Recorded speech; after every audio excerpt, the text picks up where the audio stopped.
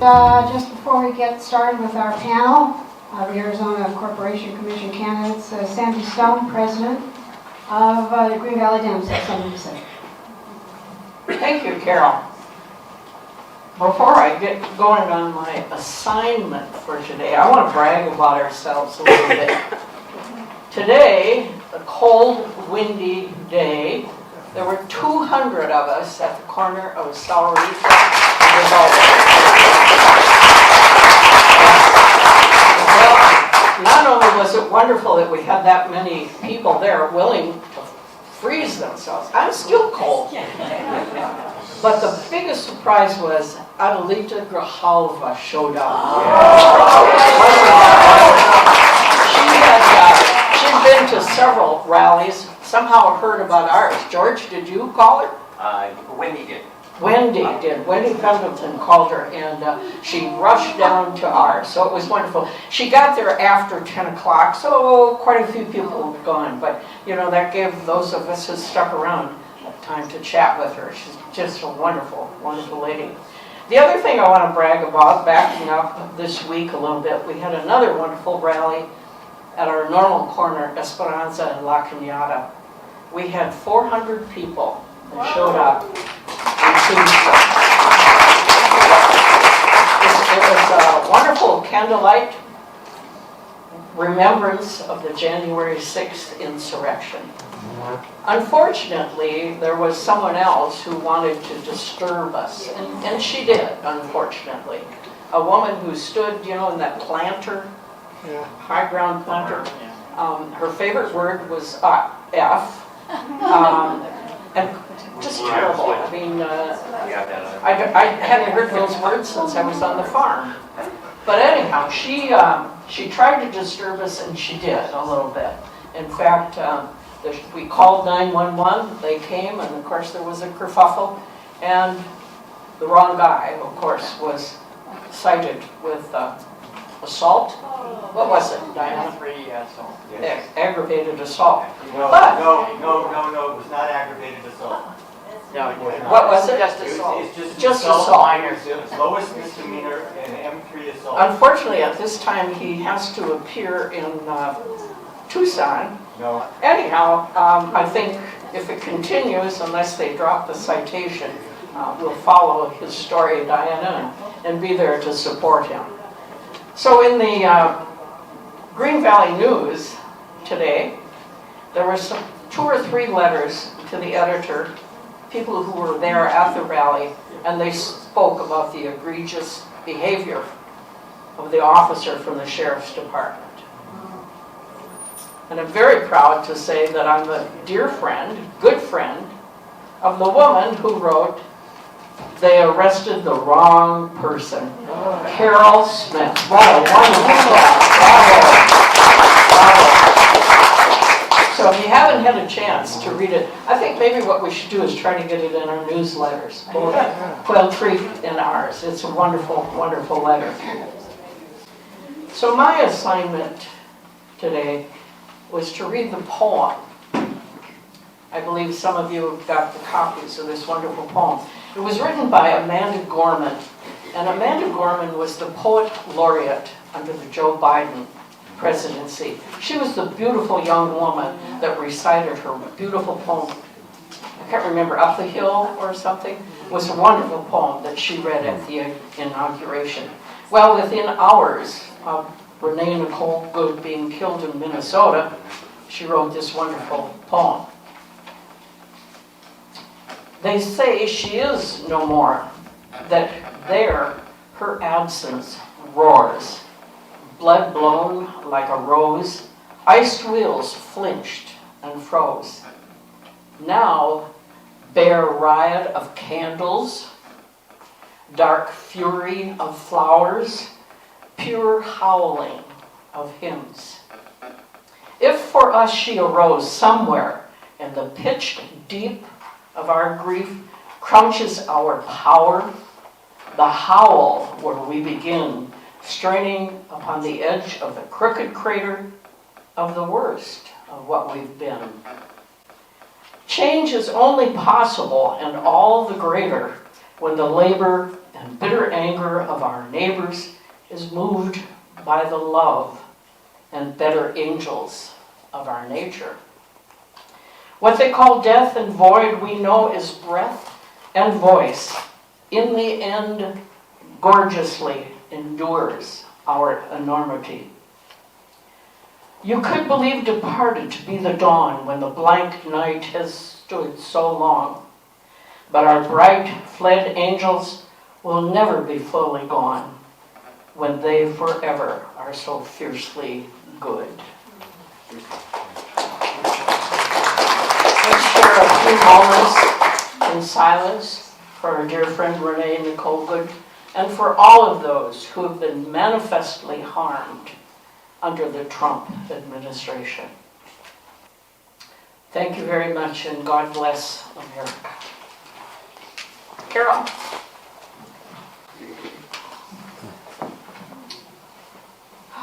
Thank you, Sandy. We are here to also exercise our freedom of speech, which is an inalienable right. And so, with that, I really want to turn the meeting over to George McGaffey, who is the LD19 chair, and we'll get our forum started. Thank you to both the clubs. I made mention, it has been a pleasure to work with two very, very nice women to coordinate all the stuff that goes on here in Green Valley. So give them a hand.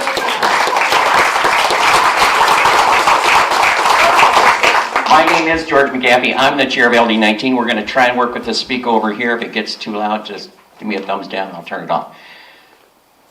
I have two favors to ask of you. One, very, very important. The most important you can do all year is vote. And you need to vote up the ballot, because the ACC is at the bottom. They put the very most important last, right? Yeah, all right. Second only to the governor. So make sure that when you vote, you start at the bottom and vote for the candidates in the ACC. The other favor I would ask is, would you be willing to help get out the vote? My cards are on the table over here. If you're willing to help do so, I'm looking for volunteers and PCs in our area. Please grab one of my cards, send me an email. I would definitely enjoy working with all of you or any of you in volunteering and help get out the vote. Now, our agenda for the day is, I'm going to ask Jonathan to give a quick synopsis of what the ACC does. And then once he's done with that, I'm going to ask each person, we'll start with Derek over here and work across, to introduce themselves, let us know their background, your platform, and why maybe you're running, or any other information that you would like to share. Then I'm going to ask them a series of questions. It might be one answer for all of you, it might be different for each one of you, whatever that is. Then at the end, we'll do a wrap-up, and each person will get to do a rebuttal or clarification or whatever it is for you, something you want to add. Then at the end, we'll take questions and answers. It's a time for questions, not a time for statements. So if you have a question, you have 1 minute to ask a question. Sandy will be around with the mic. Make sure that you use the mic because we are recording this and we want to make sure it gets to our camera. So raise your hand if you have a question there at the end and ask the question. And so with that, I will ask Jonathan, you want to grab that mic there, see if it's on, and explain what the ACC is all about. Okay, well thank you all so much for coming today to hear about something that so few people know about, but like George said, is really one of the most important offices on the ballot. And it's so important because it affects everybody's day-to-day lives. You know, I hate to say it, but if you think about it, like how many times does the governor's decisions affect you, like personally? You know, a couple times a year, you know, hopefully less, hopefully it doesn't affect you. You know, same with the congressperson or, you know, the state treasurer, but the Arizona Corporation Commission affects you every single month, every single time you get a bill for electricity, for water, for natural gas, or as, I forget who was telling me this earlier, or when you have quality issues with those services, which it sounds like you have some issues down here in Quail Creek. So the price and quality of all of our utilities is controlled by the Arizona Corporation Commission. So the commission, it was started back in 1912. It's part of our state constitution. We're one of only 2 states, I believe, that actually have a constitutionally mandated corporation commission. Most of them are appointed by the governor in most states, and in some states they are elected, but it's not required. Arizona, it is required, and at the time it was this really progressive idea to have voters directly decide what the monopolies in the state are allowed or not allowed to do. And at the time, they were mostly concerned about the big railroad barons, because that was the big monopoly that affected Arizona in 1912. But these days, the monopolies that affect us are the utility companies. You know, if you move into Quail Creek or into Phoenix, where I'm at, you know, if you move into a utility company's territory, you don't have a choice of who to buy that service from. So there's absolutely no competition, there's no free market.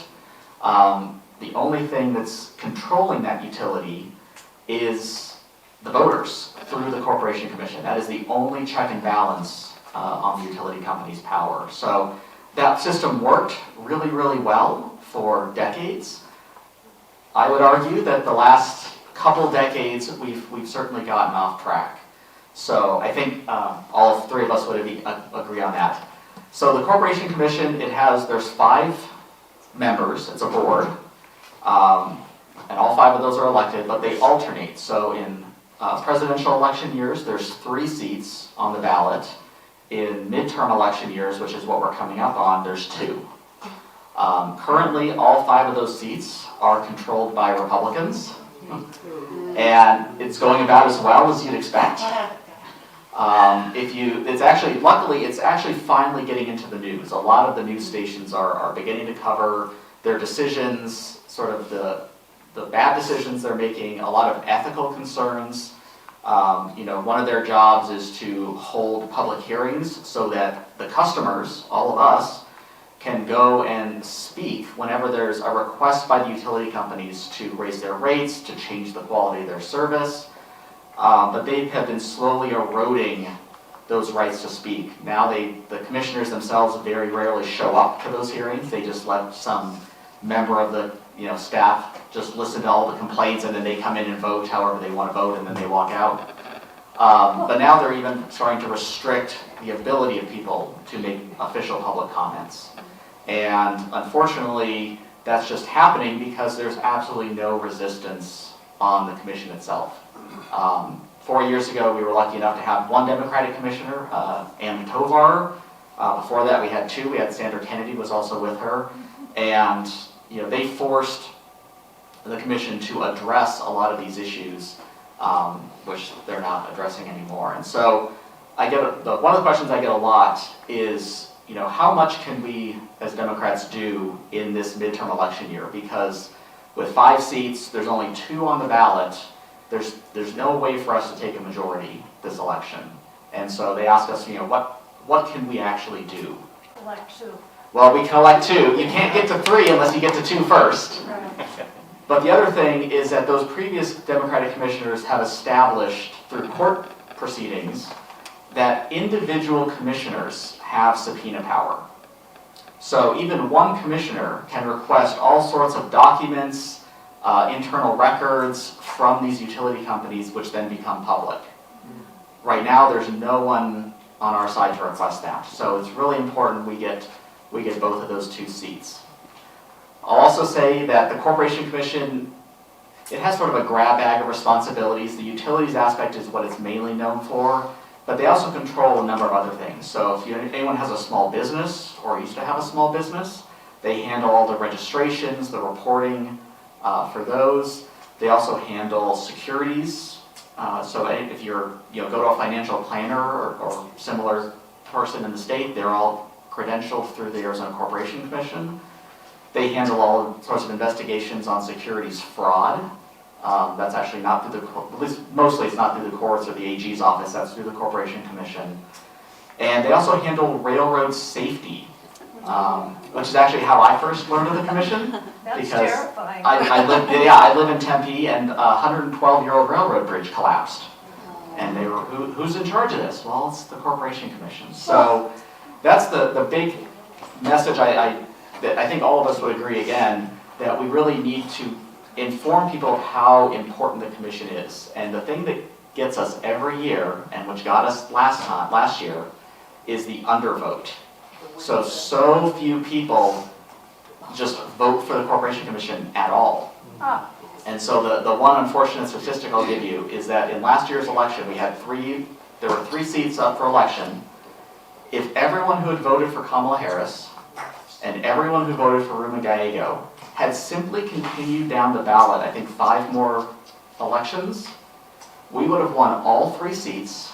We'd have a majority on the commission, and things would be very different with all these utility races that people are seeing throughout the state. So it's really important, and I'll just end by saying that this is, I think, the easiest way to start a conversation with someone, whether it be a neighbor or a family member, especially if you don't know kind of where they stand politically. Because the commission is really should be nonpartisan. You know, there's no such thing as Republican electricity or Democrat electricity or liberal electricity versus conservative electricity. We're all in the same boat. And so I found that it's really easy for people to just, talk to their neighbor or their family. Hey, I went to this meeting. You don't have to tell them it was a Democratic meeting. I went to this meeting and learned, there's this thing called the Corporation Commission. They're the ones that keep raising our rates. And that's a really good way to get the conversation started, avoiding some of the touchier subjects these days. So once again, thank you all for coming to listen for an hour or so about this very important but usually misunderstood office. There are 4 candidates running. 3 of them are here today. Thank you all for being here. Yeah, I've not seen him out in public. I hear you there. How many people can I vote for in the primary? Can I vote for all 5 of them? Right, so you can only vote for 2, and then I'll jump ahead to the very end. We're going to be asking you to help sign our petitions to get us on the ballot. You can also only sign for 2, because there's only 2 seats available, which is really important. If you sign for all 3, they're all invalid. So yeah, don't sign for 3, just only sign for 2, no matter who it is, just sign for 2. Yeah, please, let's get them on the ballot. Pick and choose whichever ones, but let's get them on the ballot to start with, yes. I wish I could sign for all 5, but you're right. All right, we're going to start here. Derek, would you introduce yourself and let us know why and what your platform is all about? Very much. I'd like to start off a song with little Barry Manilow tune. So my name is Derek Espalas. Just a quick background. I do live in Tucson. I'm an accountant, an entrepreneur, a community organizer. Matter of fact, my team member back there was upset that I was running late. It's because we were canvassing Marana, because we're helping fight the data center that got approved. We are not giving up. We are going to turn it around. So, but I'm also, I also serve in Tucson. I'm the mayor's appointee to the Commission of Disability Issues. My platform is pretty simple: renewable energies, fight for the people, and actually work towards the next rotation of commissioners. So bringing on a young person who wants to run for the ACC in the next cycle, and the excuse is always with the younger people, well, you have no experience. Well, I want to provide that person with the experience so that they can, that's how we get that third vote. So I'm already thinking towards that. I will push back a little bit on what Jonathan said. I don't think it's a matter of, not having enough members on the commission. I've been to the commission. I've spoken at the commission. I'll be speaking there again. What I see is that if you go in with a defeatist attitude, you're going to be defeated. We have the numbers. We have the community. It's whether or not we voice that and we pressure people, because it doesn't matter. Let's say one of those 5th people gets elected that we don't even know who they are. But if they get to just sit there and keep the status quo is going to keep being there. And so what I do a lot is I'm the voice. The Marana Town Council that voted on the data center, I was lovingly told to get the hell out by the vice mayor. I didn't go anywhere. I am willing to stay and fight. So we don't need, because I've seen the subpoena try to be done, even with the 5 Republicans on there and the request for information, they don't get it. But it's also, what do you do with that information? And so The commission acts like kind of a little more like Supreme Court, like where the people are asking questions of the lawyers. What I do see is the lawyers getting to say whatever they want. And when the public does speak, and so the last time the commission met, it was 25,000% difference between people against the new data center, and they were not listened to. Because whether it's ACC, whether it's town council, whether it's board of supervisors, it's all the same process. Lawyers speak, get to say whatever they say.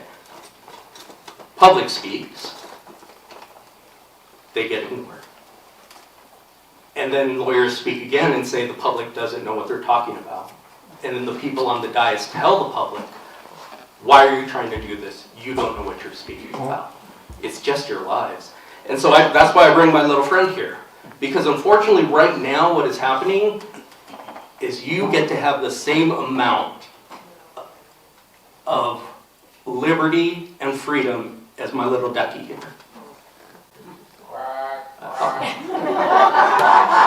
So much like most of us in here, it's a very old duck and doesn't quack quite like it used to. But besides record requests, we need a fighter on there. We need someone not afraid to ask the awkward questions when it's inconvenient. We need someone, because again, the lawyers say what they're going to say.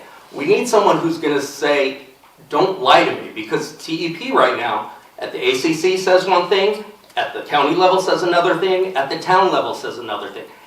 At the federal level, in the Securities and Exchange Commission says another thing, in print, but will lie to each one. And what unfortunately happens is the commissioner or town council representative says, oh, you're a large corporation, you would never lie to me, because corporations would never lie, right? And so what we need is for people to be on that commission that are willing to fight back, who are angry. If I sound very spicy today, it's been a long week, we all know this, of just injustice happening. And that's what I really look at with this position. This is fighting social justice, because our voices are being quelled. Our voices don't amount to anything when compared to someone in a suit. I own a suit. I can put it on. Does that make me an expert? But we get ignored. And so we need someone on the commission who's, one, going to look into public concerns across the many boards that Jonathan mentioned, because it is a weird organization that the commission represents. But we need someone willing to fight back. We need someone to say, no, that is not acceptable. And we will not just accept your sayings because you're a big electric company. We need someone who's going to be angry, who's going to defend the people. And that's not only that I'm going to tell you that I'm going to do, but if you look into what I'm involved in, that's all I've been doing for my entire life, actually. And so when we think about, I hear that we're on a losing end of a proposition, I can't accept it. And Claire might know about this. Like, as a person of color, I have fought every day of my life. I've been told you cannot achieve things. And all I've done is achieve. So right now, I'm just inviting you to come along with me on the ride, and we will do the impossible together. Thank you, Derek. Jonathan,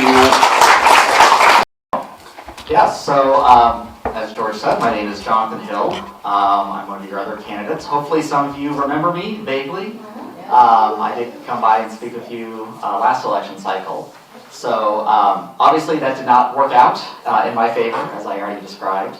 But I decided to give it another shot because my team and I, we learned so much through that process. That was actually my first time running for any public office. I don't recommend picking a statewide office as your very first office. Clara made that mistake as well. It's a really big state. But yeah, we learned so much about the process, how to go about running for an office this large, and also just what messages were resonating with people. And the thing that we found, it doesn't matter whether you're down here in Green Valley or if you're up in Mojave County, the thing that was resonating with people was cost. As I was saying earlier, they see every month when they open that electricity bill, that water bill, they see the rates going up and up and up, and they really don't feel like they're getting any additional value from that. And so the question is, why are we paying more? And if you look at those Securities and Exchange Commission filings for these utility companies, they are raking in record profits, absolutely record profits.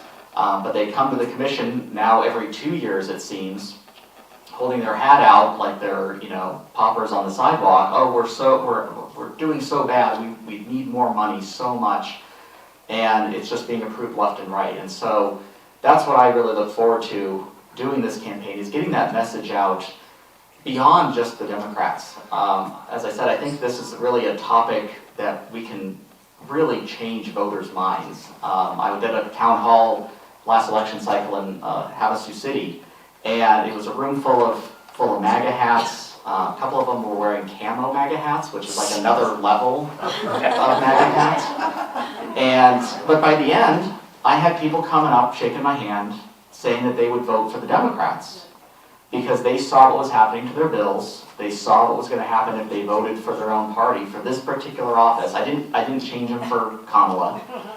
Didn't go that far. But for this Corporation Commission office, they were willing to change their minds. And so that's the big thing I look forward to doing this time around is just expanding the people we're talking to and really build a larger coalition to change things, how things are done at the Corporation Commission. A little bit about myself. Like I said, when I ran last election cycle, that was my very first time running for office. My whole background before that was very, very different. My background's in science and engineering. So I work at another university in the Phoenix area, but I won't say. Okay, we got one Sun Devil in here. So I worked at ASU on a number of NASA space missions as a spacecraft engineer. And so I got to work on the little Mars rover Spirit and Opportunity that looked like Wall-E from the Pixar movie. Worked on a Mars orbiter this is just about to celebrate its 25th year orbiting Mars. Worked on a couple asteroid missions, working on a Jupiter mission. And I got into that right out of high school. I went to school, got my bachelor's and master's degree in aerospace engineering, but then really just fell in love with the science that these missions were doing. I just wanted to be more involved in that aspect. And so I went back to school, which was easy because you just walk between buildings. I'm on campus already. And in 2022, finished my PhD in geological sciences. And so that's the expertise that I really want to bring to the commission. Actually having an engineer on the commission who understands power generation systems, water distribution systems, but also a geologist. Especially out here in rural Arizona, everybody's worried about groundwater. And I think actually having a commissioner, again, on the commission, not whispering with some advisor in the back room, actually on the commission who can read a geologic map, who can read a hydrologic survey, and make informed decisions about whether we have enough water, groundwater, to continue pumping. And that changes by area, by aquifer. Every single one is unique in its own way. And so that's, I think, an expertise that I would really like to bring to the commission. And full disclosure, there is currently an engineer on the commission. Commissioner Thompson, who will be running for re-election this cycle, is a mechanical engineer. Unfortunately, he got his 20 years of engineering experience at Southwest Gas. And surprisingly, he's never voted against a Southwest Gas rate increase. Such a coincidence.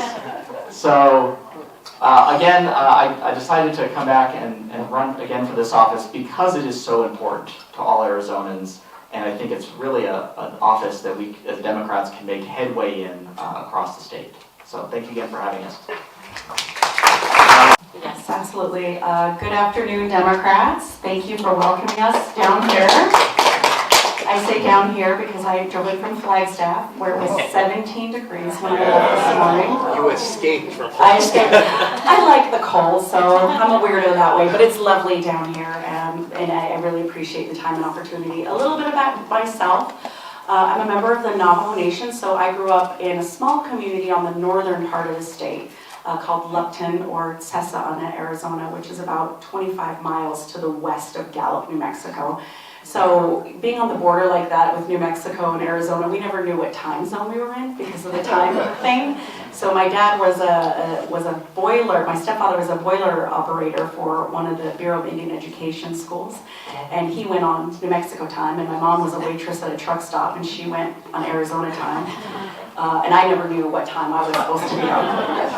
I grew up on the reservation without utilities. So the idea of making utilities accessible is really deeply personal to me. We did our homework by kerosene lantern and hauled our water. And we did not get electricity until I was in high school, and I went to high school in Flagstaff. We got running water after I had already started college.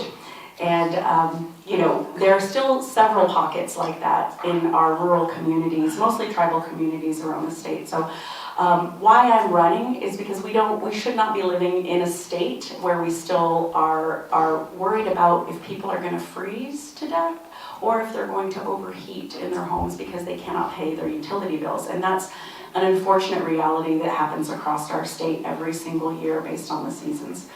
I am a proud graduate of University of Arizona. I'm a Wildcat.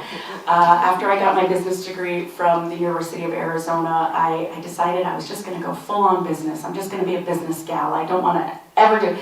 Life has other plans for you, and I've ended up being pretty much a perpetual public servant for the last 22 years, and hybrid doing public service and private enterprise. So I've helped to found several companies. One of those is Navajo Power Public Benefit Corporation, where we go and we install off-grid electricity units to homes all across the Navajo Nation so that little children don't have to grow up like I did.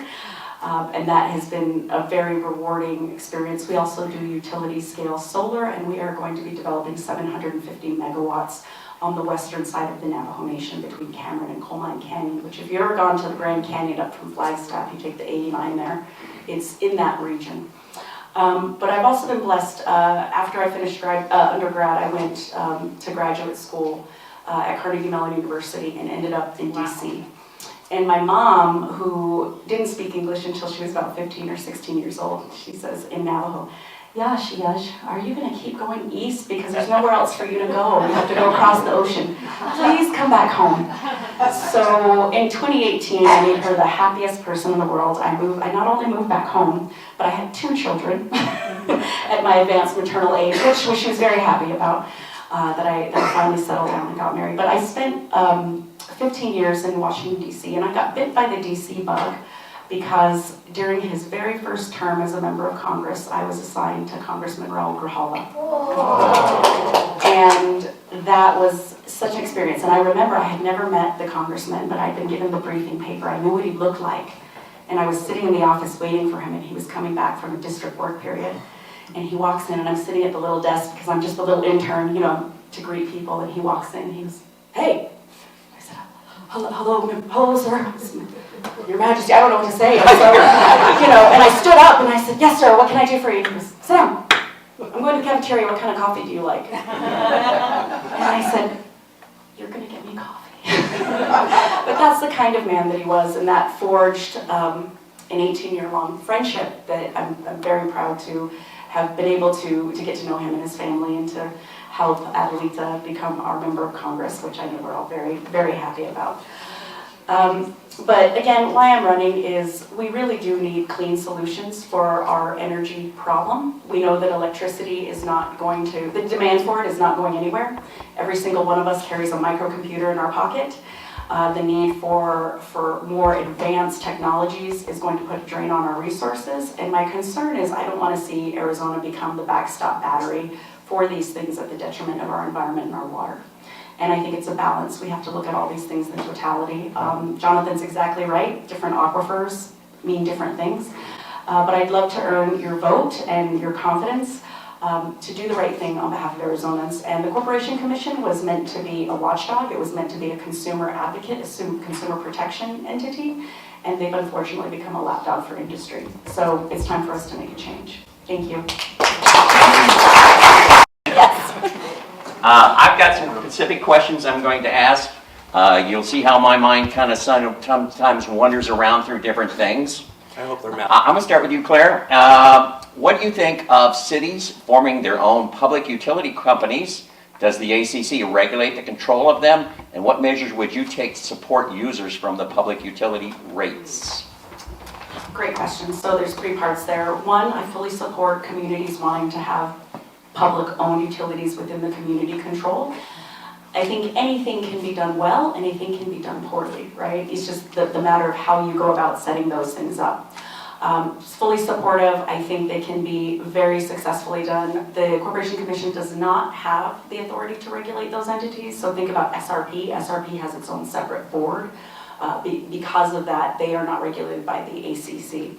Depending on the robustness of that board and how they manage things, it depends. It can be great, it can be terrible, but I fully support it. I think we have to give that sovereignty to communities to do what they need to do that's best for their communities, because what might be right for Quail Creek might not be right for Cessna. It needs to be localized. The last question, the rate question, sorry. The number one question is, why do you need this money? Insert utility here. I'll save the call outs, but insert utility here. Why do you need this rate increase? Now, the argument that I've been told personally from industry is, well, we operate in these cycles where we have to expend all this money at the front end to do all these infrastructure upgrades, and now we're behind. Poor us, little orphan Annie utility. We've put all these infrastructure upgrades, and now we're behind, and we're suffering. We need to have rate increases because we haven't done it for the last 10 years. My response is, then why are you having hand over fist record profits? Aren't you investing that for the next 10 years so we're not in the same situation 10 years from now? And the second thing is, if that were truly the case, where are our infrastructure upgrades? We know that our infrastructure is lacking. There isn't enough upgrade investment happening into our utilities. And I'm sorry to say, the corporate greed is corporate greeding, and it's time for the regulators to step up and push back. And it's not the consumer's fault for the lack of planning on the utility side. That is not an excuse to pass on rates to consumers at this point. Any one of you want to add anything to that on public utilities? Yeah, so I'll just say I'm also completely supportive of communities, deciding to go their own way with utilities. A lot of communities already do that. Most places have municipal water. They have municipal sewage. They already take care. I think it's Safford actually does have a city power utility. So like Clara said, they can be done very well. However, I will just say, as Clara mentioned, SRP might turn into a cautionary tale. If you're not familiar with it, it's a non-profit utility up in the Phoenix area. It controls maybe a third of the Phoenix power and water. And they're run by their own separate board, and so they're not accountable to the utilities, because the idea being that they're already accountable to voters through their board. Unfortunately, I think the voter, because anyone who lives in SRP land can vote, but it's voted on an acreage basis. So if you own a sixth of an acre, you have a sixth of a vote. If you have a 120-acre farm, you get 120 votes.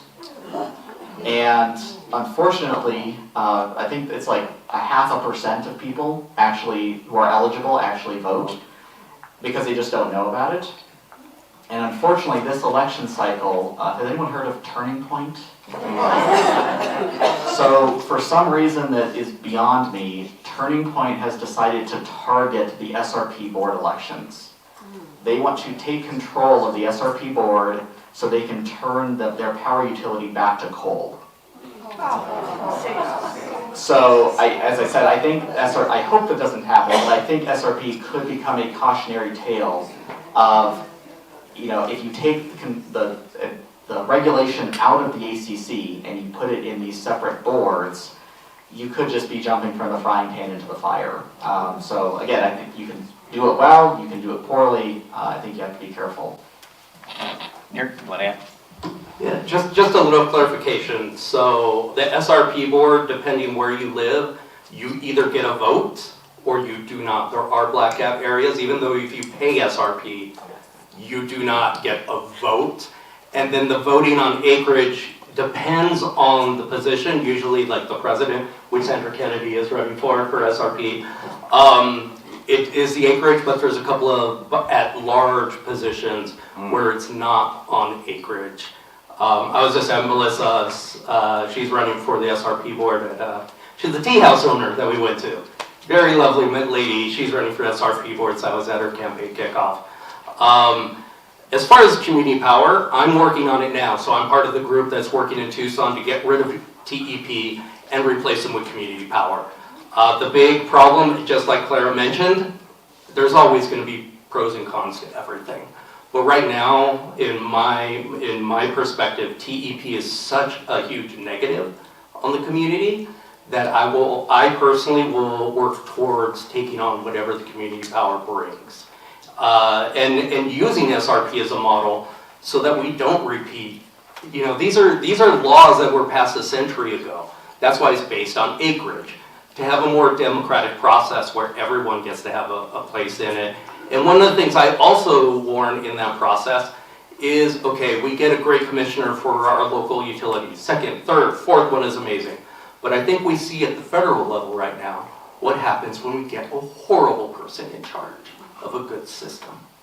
And so making the system as such so that there's overrides if someone does get a little power happy and starts making horrible choices. But right now, like I said, not only am I in favor of, but I am working right now to make that change happen. Thank you for clarifying that. Hang on to the mic, because my next question I'm going to ask to you, Derek, is Arizona has the 8th highest energy prices in the nation. With energy bills that have surged more than 50% since 2022, what would you do to bring these costs down for the consumer? Yeah, so I have no problem saying no. No. But no, sit your lawyer butt down in your chair and let the people speak. That's all that needs to be said. Now, one of the tactics that the lawyers use is because things get brought up in sections. So you got to set a transmission line, you have to get that approved, and then you need to get a second approval. The lawyers say, just look at this section. Don't consider the whole picture. Well, you're not laying a transmission line to not attach something to it. So no. But you have to only look at this section. No, there's nothing in the bylaws that say that. I can say no to you. It's whether or not we decide to stand up and say yes or no to people trying to control our lives. And so the simple answer is no. Jonathan? Jonathan, do you like to answer that? Yeah, I think I very much agree with Derek. I think just saying no to these utility companies is what the commissioners need to be doing. We need commissioners who also are not going to turn around the second they leave the commission and go work for APS, TEP, Southwest Gas. You know, there needs to be ethics rules to prevent them from very clearly rewarding former commissioners for voting for rate increases by paying them off after the fact by just giving them a job. So there's a lot of ethics issues involved. We don't have time to get into all the other personnel, we'll say ethics issues at the commission. You know, firing people who happen to have a certain skin color, hiring ones who have a certain other skin color. So yeah, I think, and I agree also with Derek about, you know, the current commission gets away in their minds with a lot of really bad decisions by saying, well, I'm only looking at this 5-mile transmission line. That's all I'm allowed to look at. There's nothing wrong with this one piece, so I'm going to vote for that. And well, now there's no problem with this power plant per se, this one piece, so I'm going to vote for that. But then the system it creates is problematic. And so, yes, there's nothing that forces them to look at the cases that way. The commission is really supposed to act as a judicial body. They're supposed to use sort of judicial reasoning and latitude to make these decisions, and I think they need to take advantage of that. What do you have to add? Mary, you want to add? Yeah, I was going to say, you know, you don't have to be an economist to know that by taking away choices and diversification from your market, you're not going to be doing yourself any favors on pricing. And that's exactly what this Corporation Commission has been doing. They've been saying, let's lean into coal, oil, and natural gas, and everything else is off the table. I'm sorry, but we live in one of the sunniest states in the country, and we are saying that solar has no place, or wind has no place, or pumped hydro, whatever it is. again, you don't have to be an economist to know that that's going to mean increased rate prices. So as a commissioner, one of the first things I would do is push back against these archaic ideas that we do not need to diversify our energy sources. And I wouldn't say I'm agnostic. I obviously lean into clean energy. I co-founded a clean energy company. I do recognize the need to have diversification across the board when it comes to energy for national security and other things. But you can't take it off the table. And some of the current commissioners, I've heard them say, well, solar's so expensive. I'm like, sir, it's not 1997. That's not the case anymore. That's really not the case. It's not expensive. Battery storage is really affordable. It's giving natural gas a run for its money on pricing. I've prepared a couple of power purchase agreement bid responses myself, and they've beat out coal and oil and natural gas because of how effective it is.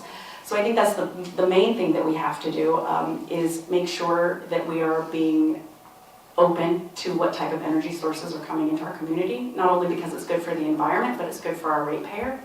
The other thing is when you go and you look, and there was a wonderful article, and I think it was in the New York Times, and it was about communities that have welcomed data centers into their regions and the effect that that has on prices.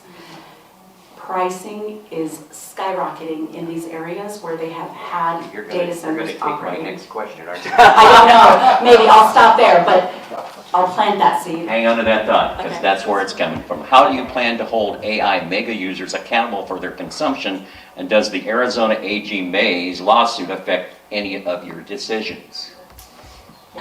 Data centers, on the face of them, we need them from a usability perspective because of the world that we live in. However, they're incredible and intense water hogs, and we know this.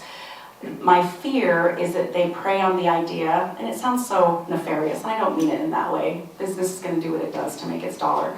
But they're coming into communities promising that water will not be impacted, but that's just not factual. And in a water-constrained area like Arizona, you really don't want to be putting data centers in an area where you're going to have to, even in a closed-loop system, it's very water-intensive. So, I think that conversation has to be fully vetted out in the light of day. And even more concerning is, are they getting cut rate deals on their electricity as an enticement to come into the area?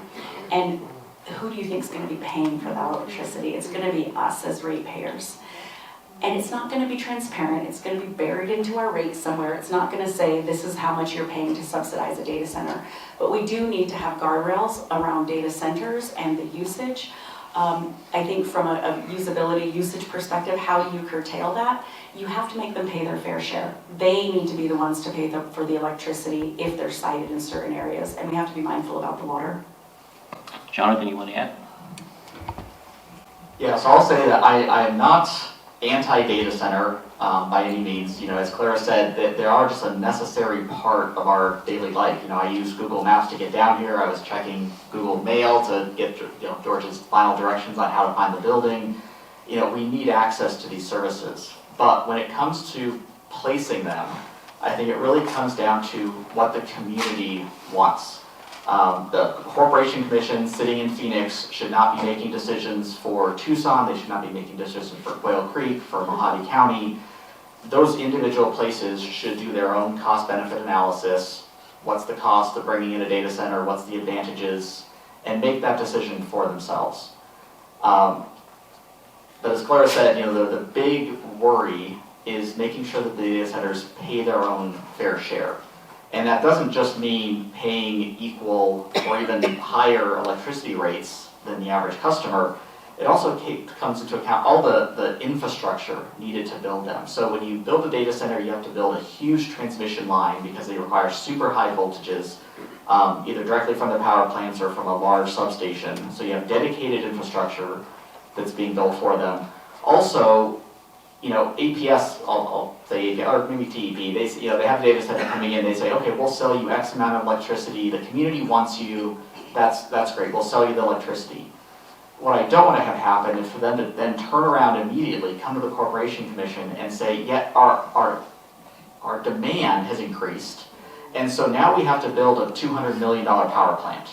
And we're going to spread that cost out across all of our users for the next 60 years. Well, but the only reason your demand increased is because this one single customer came in. So they need to pay their true fair share, including if that requires changes to infrastructure or additional power generation capability. And so I think that's where there's a huge danger of stuff just kind of getting lost in all the legalese. You know, it just gets baked into the rates, and the rates are these huge complex issues, and the commission just does a yes-no vote on them, and everything buried in them just happens. And so if we're not careful, even though they say we're not subsidizing data centers, it's very easy for us to end up subsidizing data centers, which we shouldn't be doing. Gary? All right, since we're recording this, I want to make it very clear that I am very much, absolutely, 3,000,000% against hyperscale data centers. And when I say hyperscale data centers, the ones they're building here, Project Blue, the one in Marana, the one that they tried to and we beat down in Chandler, the one they're trying to get in Page, these are not data centers that are hanging out with our email and our cat videos and our simple use of AI. I use AI every day. That's not what's happening. We already have those in Tucson, and the building next to you could be one of those servers. The hyperscale data centers that are being used are for government surveillance, so to help put our citizens into ICE facilities. That's specifically what the one in Marana is being used for, and it's for mega corporations and their data usage. It's not for us. And just has been mentioned, and this is why I have been constantly fighting these data centers. They make up numbers. Data centers do not release numbers. So how do we have numbers on their operations? They just make them up. Again, the lawyers and the lobbyists are doing this. So I am very much against this. It does get socialized amongst all of us. So in TEP's 10K annual filing reports with the SEC, they state that their plan, because like Clara mentioned, they cry poverty even though they're only making $330 million in profit, they're crying poverty. And so they've said their plan is to seek as many data centers for an area to raise their profits. These are not coming in for our cat videos. I would be fighting so hard if I lost my cat videos. But that's not what they're coming here for. And they are not contributing the jobs that they're promising. They're not contributing the types of jobs. It's speculative. It's someone who has a lot of money. I compare it to gambling. So most of us go to a casino with our $20 and we walk around for 3 hours because we don't want to lose our $20. They're the high rollers that have 200 million to, let's take a chance. Project Blue has no customer. Marana has no customer. But we're the ones that have to bear everything, all the negative in that situation. And so there is a direct correlation between the hyperscale data centers and the costs. And one of the other things, just to be aware, TEP, because the day that they sold the land for Project Blue and they put in for the 14% increase, on the back end, they also have it written to bypass the ACC every year and just do automatic rate increases. And if that gets approved for TEP, I guarantee you APS and everyone else is going to join in. And so, no. Okay, I'm going to change a little bit from electricity, which is supercharged anyway. You finally got that one, huh? All right. I liked it. Would you change the way the ACC regulates the train structures in Arizona, and how do you view the safety rates of our trains and train system tracks in Arizona? Derek, that's your question up first. Choo-choo. That's pretty much my railroad knowledge for the moment. I'm actually being educated by a couple of people who are involved because it is complicated. One of those complications, because I know it was mentioned about the bridge, may not fall within the ACC because that was structural of the bridge. So a lot more research needs to be done. And that's when I'd call Clara and be like, Clara! And Quail Creek did have some problems with trains, right? Jonathan, you want to answer some of that? Yeah, so just to clarify, that ACC doesn't have control of just all things train. You know, And so like I know that there's the mine south of here that they want to add a rail line. I don't believe the ACC has regulatory authority to approve or prevent the building of that line. Of right-of-ways. Right. But yeah, they do have safety and where that exact line is drawn, varies. But I think one important thing when it comes to railways is just the same thing that, we're having across the country in terms of aging infrastructure, particularly bridges. That, the ACC was brought in to regulate the railroads originally in Arizona. Some of that railroad infrastructure from 1912 is still around and is still used on a daily basis and is part of our critical infrastructure. And so like when there was that accident up in Tempe, huge fire, dumped a bunch of chemicals in our lake, there was a lot of worry that basically Phoenix was going to partially shut down because that was one of the only railway access points to Phoenix. And so I think, the commission should take a little more expansive view of their role when it comes to railways and make sure that, basically that this system that we just take for granted really is built to last for decades to come. And that's one of the things I'd like to tell people, when I go talk to them like this, is get involved with the commission early, because you don't want to wait until something in your community breaks down. You don't want to wait until a railroad bridge fails, until the data center pops up across the street, until they want to build a power plant, in your backyard. Don't wait for that, because then it's probably too late to have a impact. You really want to get involved early so that they have good people on the commission and they can serve as a backstop for a lot of these potential issues that might impact your community in the future. You've been reading my social media. Claire? Sure, I'm from a railroad town. The BNSF line is maybe 2 miles from the front door where I grew up. My grandfather, his first job was a railway man. He worked on the rail line. It's actually how he got his English name, because he told them the Navajo name. They said, well, that sounds like James. We're going to call you James Yazzie. My uncle, Jack Smith. I don't know. But they gave him English names, and that's where they got them, was from the railroad. And he lied about his age. He was probably 16 or 17 when he went to go work on the railroad. So, I think the railway system in this country really has been the lifeblood of commerce. And what happens in jurisdictions like Arizona, where you have a body like the ACC that is supposed to be regulating them, in a lot of ways they've treated it like the Ronco rotisserie chicken cooker. Set it and forget it. It was built, boop, it's done. We have rail systems all over the state that haven't been really looked at except by industry. So BNSF will come out and they'll peek at it. Yeah, looks good. It's good. And then they report that back. Looks good. And then you have a train derailment. We had a train derailment in Lupton, right on the New Mexico-Arizona border. So that was a jurisdictional crisis, nightmare. Navajo Police, Apache County Sheriff's Department. We had EMS from Navajo Nation. We had the fire department from Sanders Off Reservation. And essentially this big rail line, thank God it was in a relatively rural area. It was about 8 miles from our house, but you could smell it. And we had to evacuate about 2,000 people within hours because of the chemicals that were leaching into the air. And it came down to, this rail area, this line, has not been properly maintained and needed an upgrade about 60 years ago. We have ticking time bombs like that all over the state. And we need an active ACC that's going to hold BNSF and all the other rail companies. Okay, we're not just going to take your little paper that you went out and looked at it once a year. We need to actually have people who care about the infrastructure of not just these areas where railways are, but coast to coast, this is a problem. I used to call it, so It's it is yeah, scary. yeah. While you got the phone, while you got the mic, please call us.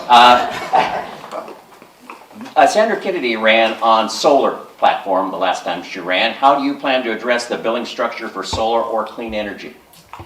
Solar, that's such a big topic, right? So on my end, I'm working currently on utility scale as well as off-grid.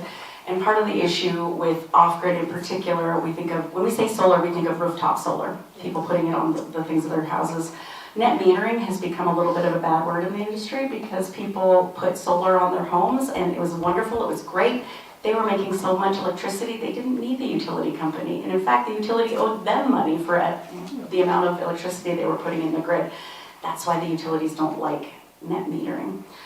So I think as a commissioner, one of the things we ought to embrace is individual innovation. And if people are making money and putting it into the grid, that's a good thing. That is a great thing. So I think we do have to embrace off-grid in a more robust way. On the utility scale side, one thing that's really surprising to me is you have utilities that are demanding extreme low power purchase agreements priced per kilowatt hour from developers. You gotta meet 11 cents, you gotta meet 9 cents, you gotta meet 8 cents a kilowatt hour. Meanwhile, they're turning around and putting the screws to the consumer. You're not paying 8 cents a kilowatt hour. Something is broken. We have a middleman between us as the electricity generator and you as the consumer, and that is the utility company. Commissioners can control that and help to make sure that the rate savings that they're receiving on a power purchase agreement doesn't just go to them because we're used to paying gas and coal prices. It needs to trickle down to the consumer too. Jonathan, you want to add anything to that? Yeah, I'll just say that, the commission should be making decisions that incentivize, that encourage people to put solar on their homes, to put solar on their businesses. They shouldn't be actively disincentivizing it. And like Clara said, when the utilities look at rooftop solar or any sort of private solar, it cuts into their business. And so of course they're against it, and they've been chipping away at it little by little, to the point that, kind of like you were implying, that if you're overproducing and you're putting electricity back on the grid, they can pay you a pittance for it and then turn around and sell that to your neighbor at full price and make a profit off the electricity you've been generating. It's just ridiculous. And so I think, the commission needs to make some hard decisions, some really strong decisions that we're going to encourage this behavior. And I think ultimately it benefits all of us in terms of resiliency. As an engineer, if you're looking at, you have one big power plant that distributes power to 100,000 homes, it takes a single problem could interrupt that power supply. But if you have most homes that have rooftop solar, you've distributed that load. All of a sudden, one problem in the system doesn't bring the whole thing crashing down. And I think as we see continued increases in summertime temperatures, in the duration of the summer, when we have these super high temperatures, we have to make things more resilient. And this is just a really easy, straightforward way to do that. Eric? Yeah, so there's definitely an issue with the solar, how we're treating it as a commodity. Not like absolutely in favor of, like it's been mentioned, I don't know if you've noticed we have a little bit of sunlight here. So it's our cheapest option, it really is. Utility companies, however, are incentivized to use the most expensive option because then they can charge you the largest margin. And so they run away from it. And so recently, APS actually reduced how much they're paying users for their solar. I got a lot of calls from, hey, how come my utility bill went up? I have solar. It's because they're not being paid the same rate to go back. Now, like Clara mentioned, yeah, we have to look into that third party. I will have to say we do have to keep an eye out, because as any industry gets more profitable, you get the less credible people getting involved. So I would really like to see keep an eye on the solar industry.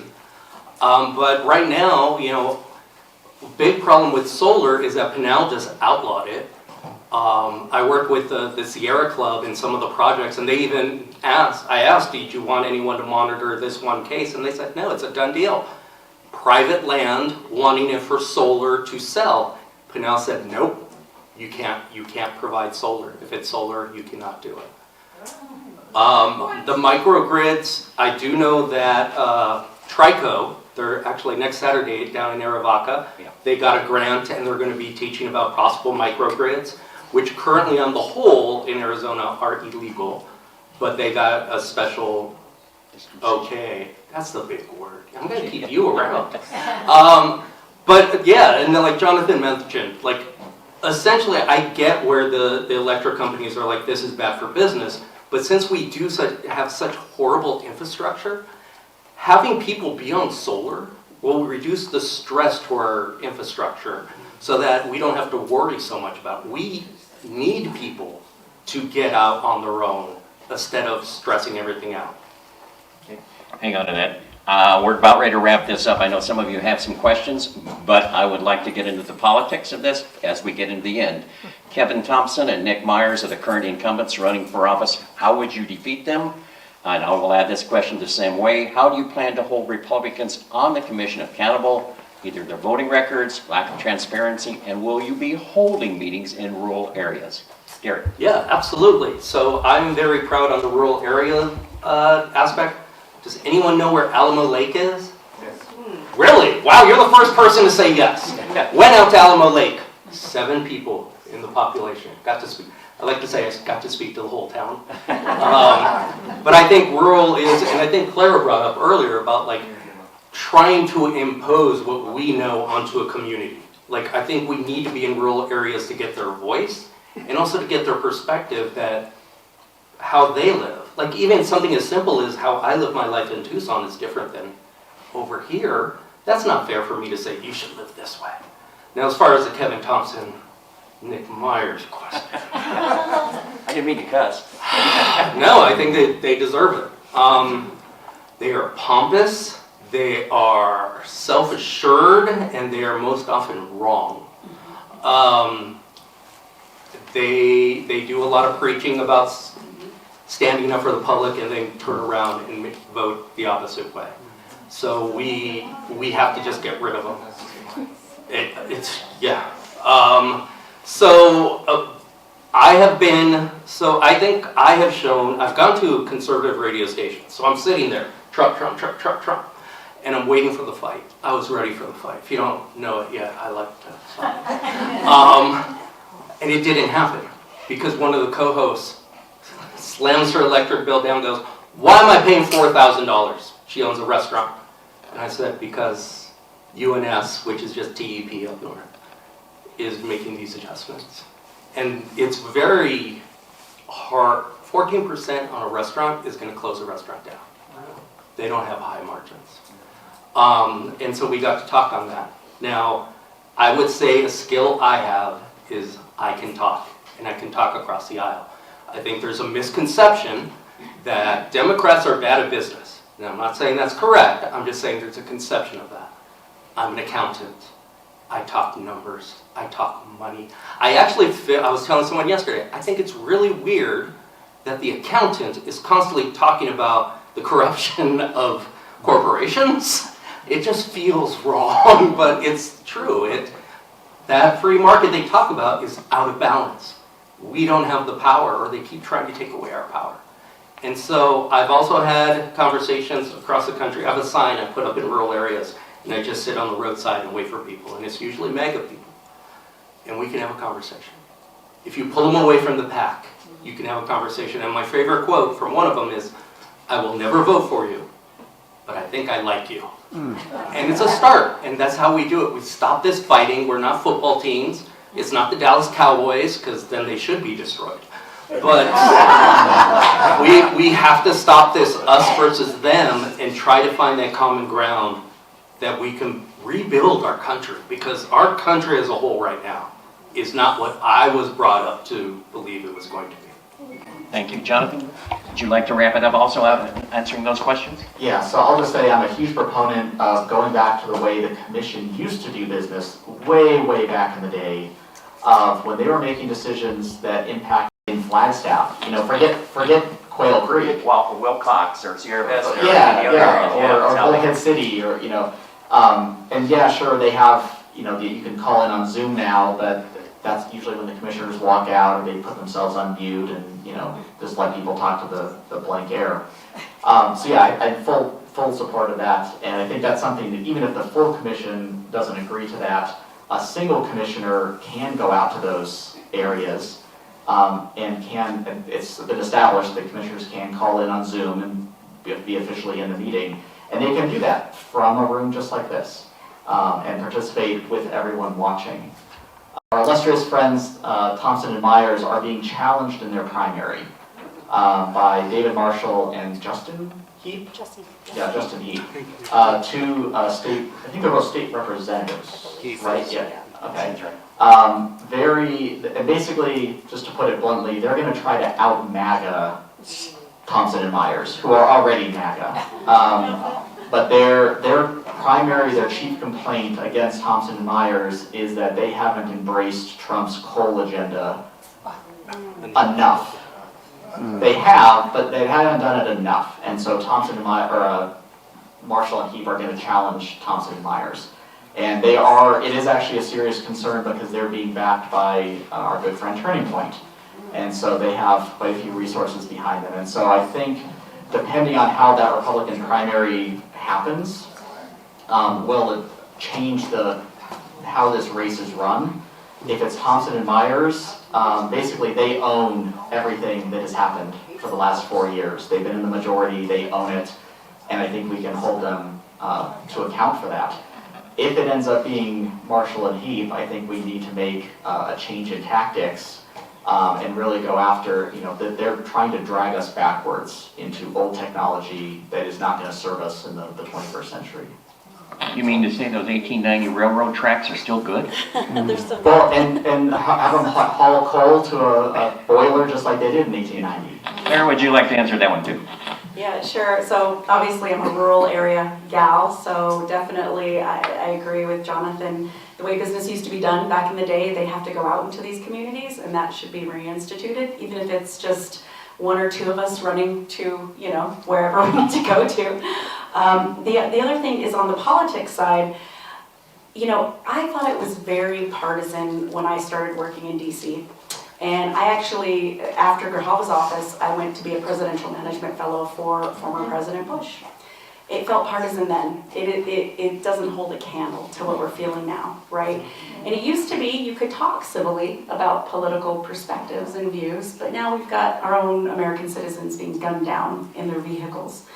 It just is beyond the pale. So one of the first presidential campaigns I worked on, don't shush me out of the room. It's Democrat, don't worry. But it was the Carrie Edwards campaign. And I was canvassing and doing some sign holding in downtown Tucson, of all places. I got pelted with a strawberry milkshake by a car, probably going about 45. I was fine, but I was covered in strawberry milkshake. How did it taste? It was fine, it was delicious, delicious. But I'm saying, we thought that time was so partisan. Now I wouldn't worry about having a milkshake thrown at me, I'd worry about being shot. Yeah. And I think we have to push back, even in races like the Corporation Commission. It doesn't strike you as the sexiest office, the most visible office, but it's a way that we can push our values and to say, no, we will not stand to price our seniors, our rural schools, out of affording electricity. We have veterans in our communities that cannot afford their electricity bill. That has to end. And I think that's bringing the politics into it to a certain. And I've worked on lots of presidentials and congressionals and all this stuff. And I will say this is the most tense and partisan time that I've ever had the mispleasure of being in. And I think we can do our part. However we can do our part. And interesting, the proposition that passed in California just recently, was it 505, about the redistricting, so they gained more members of Congress. Christine Pelosi, who I serve on the Democratic National Committee with, she said the way they won in these MAGA areas, they weren't going to convince people to be anti-Trump. But the people in these rural areas said, I was a Trump voter, I am a Trump voter, I still support President Trump, but he's not listening to me. So I'm going to vote for this. I'm going to vote yes for this because he's not listening to me. And I think in many ways that's the tactic we have to take here. We have to take their anger, and it's misplaced, right? But we can point the utility bill and say, you're not being listened to. And that's how we bring them over to the light, if you will. I'm going to open up the floor for a question. I think this gentleman here, didn't you have a question first? Please make it a question and keep it down. We're running out of hours. Yeah, thank you. I want to go back to the solar topic. I've had solar for 3 years. I got it for all the reasons you guys talked about. When I first got it, I thought it was pretty good. Yes, I was paying a monthly solar for my solar panels and such because I just didn't want to pay cash. But I ended up with a number of credits through the year. And when I got it, of course, I was told I didn't even get a rebate at the end, which of course I never did.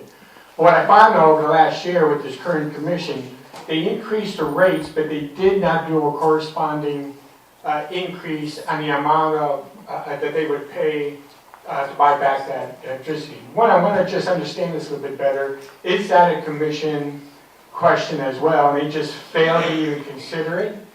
And then, so I'd like to understand that a little bit better and what you would do to help. Claire, would you start since you brought up solar? Sure, absolutely. That's 100% a commission question. And the reason why the utilities are able to shortchange or short shrift the consumers is because they asked the mother may I, and the commission said yes, absolutely. So what you are directly seeing in your utility bill, it goes right back to the commission. So we need commissioners that are going to push back against that and say, no, you cannot shortchange the consumer for recharging your system and then go around and sell it at a premium, which is what they do now. Okay. Right. We're going to go to a question here. Jonathan, this is going to be your question. I'll warn you up front. Okay. Correct me if I'm wrong, Jonathan, aren't utilities percentage of profit set by the Corporation Commission? That they are allowed to have a specific percentage of profits? And if so, how does the commission balance those profits, that percentage of profits, with the rates for the utilities? Yeah, so this is a big question. But yeah, so the commission decides, and basically the utility companies, and there's a court case that actually originated in Arizona, it's a Supreme Court case, that the utility companies can be allowed guaranteed profit. And we're talking double digits, we're talking 10 to 12%. Where else in business are you guaranteed a profit of 10 to 12%? That's, it's crazy. So the big way that the commission comes in on controlling those prices is they should be deciding what is an allowable expense and what is not. So let's just take an example kind of out of the air. Let's say that you need, and my numbers are going to be off, but let's say you need 500 megawatts of power, and you have two proposals. One, we're going to build a $100 million power plant to provide that. One, we're going to build a $300 million power plant to provide that. Well, in a normal situation, the choice would be obvious. You take the $100 million power plant. It's 1/3 of the price. But then you only get guaranteed profit on $100 million. But if you choose the $300 million option, well, now you get 10 to 12% of $300 million. And you're talking about tens of millions of dollars there that are passed on to the consumers. And so, yeah, that's the main part of where the commission needs to come in, is regulating what is an allowable expense, what is a prudent expense by the utilities. What is profit versus gouging? Yes, exactly. Someone else have a question over here? Sandy will be right there. Derek, this is yours. This is going to be the hard one, huh? We've been saving it. This is not a hard one. Thank you. Thank you for taking the time to come down. The three of you were so impressive. I wish there were 3 openings. I'm very proud of you.